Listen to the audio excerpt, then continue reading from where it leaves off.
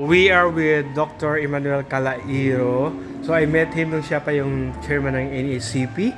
And today nandito tayo sa library ng De La Salle University Dasmariñas sa launching ng kanyang book na Kabayani. Doc Manny, nabanggit mo sa akin yung mga periodicals ng Manila Times, and besides that, yung iba pang owned by the Rosas family. So now nandito na tayo.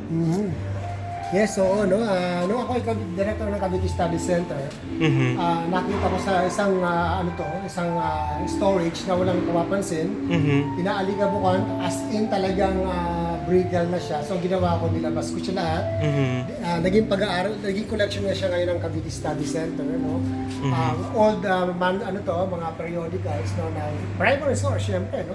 At ang concern namin ngayon ay yung storage, kasi alam niyo na, fire hazard to. So, ang mas maganda sana kung ito ay ma-digitize, no? At, we are open to any alternatives, no? Para, sabi ko nga kay Dr. Ang, lalo-lalo kung gusto niya magkaroon ng library of periodicals, which is very rare, no?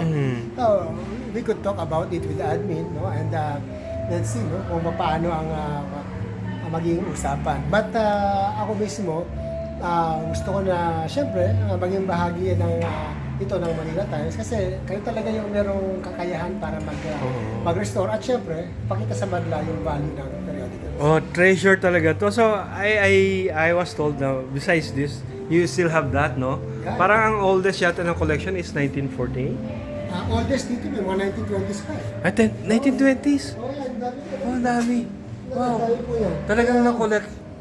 Tapos hanggang 70s yata ito, meron pa rin.